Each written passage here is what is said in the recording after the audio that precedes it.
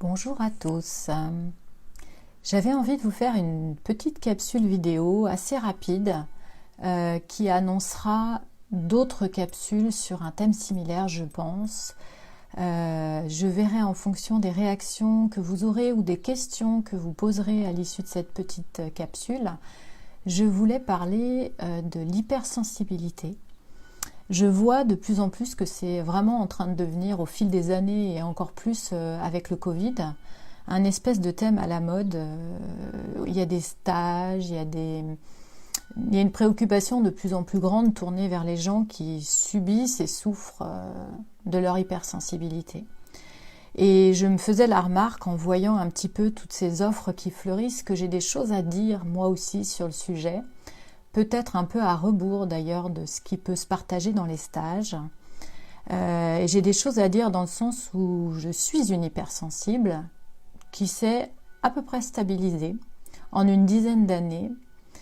Et mon expérience, elle peut peut-être surprendre et elle peut peut-être étonner, mais en tout cas j'ai du concret, j'ai des résultats dans la manière dont mes sens, ma sensorialité s'est nettement calmée depuis une dizaine d'années. Il m'a fallu passer étrangement, contrairement à ce que proposent les stages que je peux voir sur l'hypersensibilité, où il s'agit d'apprendre à composer avec son hypersensibilité. Dans mon cas, et je parle vraiment pour mon expérience et mon propre parcours, j'ai appris non pas à composer avec, parce que c'était juste l'enfer il y a une dizaine d'années. J'ai dû littéralement refondre ma sensibilité et restaurer un système énergétique correct. Ce qui signifie que quand je vois passer des choses qui vous disent vous n'avez pas un problème quand vous êtes hypersensible, vous avez un talent magnifique, divinement inspiré, etc.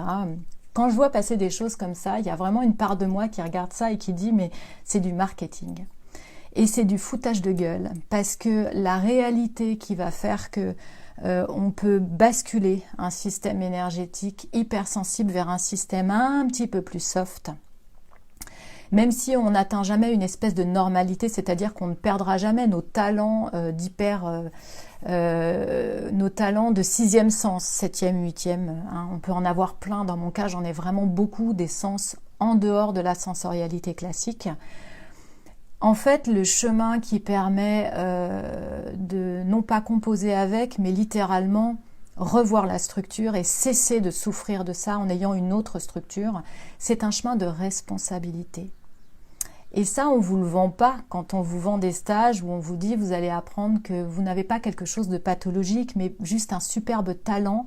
Et moi, j'ai envie de dire, si vous avez un gros truc pathologique, c'est votre fonctionnement énergétique qui est complètement pathologique. Quand on est hypersensible, on ne le fait pas exprès, on est d'accord. Souvent, on est né comme ça, c'était mon cas. J'avais un système défoncé quand je suis née et je me suis démerdée avec ça dans mon enfance et arrivée à l'âge adulte en devenant énergéticienne avec ma sensibilité justement et la possibilité de dialoguer avec les intelligences du vivant qui m'ont aidé à restructurer tout ça en une dizaine d'années.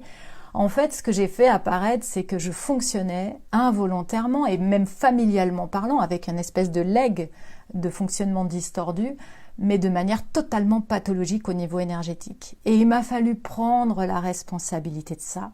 C'est hyper important pour pouvoir cesser de nuire autant que le monde nous nuit, nous nuisons de la même façon en retour.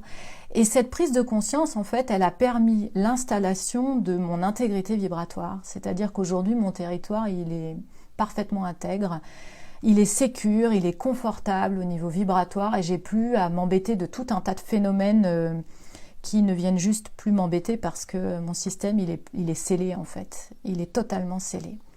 Et cette chose-là, cette configuration-là, cette structure-là que j'offre à tous ceux qui sont très sensitifs dans mes séances parce que désormais je peux aider les autres à recalibrer leur système, en fait, je suis passée à travers, je l'ai vécu et j'ai vu tout ce que ma petite fierté personnelle avait besoin de déposer pour admettre un fonctionnement pathologique de base, pour admettre que j'avais à renoncer à beaucoup de choses. Donc ça, je vous en parlerai peut-être dans les capsules vidéo.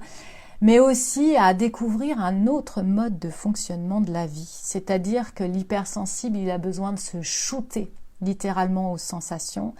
Et en fait, en cessant d'être shooté aux sensations, on a un petit passage à vide, comme quand on arrête comme sevrage d'une addiction, hein. Et derrière, on découvre non pas l'hyperstimulation, mais la profondeur et son côté jouissif et jubilatoire, mais ça ne peut être découvert qu'avec des sens qui fonctionnent presque à minima. Donc ça demande un certain courage et d'oser croire qu'autre chose est possible, que cette claque constante et permanente pour nos sens, pour notre sensorialité, notre système nerveux, que l'hypersensibilité. Donc si ça vous parle, que je vous parle un petit peu de tout ça, un thème après l'autre, une fois après l'autre, en prenant le temps, je viendrai le faire dans des petites capsules parce que j'ai pas l'énergie de faire des grands trucs là en ce moment. Mais déjà, dites-moi ce qui vous parle et sur quoi vous auriez envie que je zoome par rapport à ce que je viens de déposer dans cette capsule. Et si vous avez juste des témoignages en retour, n'hésitez pas, ça sera toujours utile à tout le monde.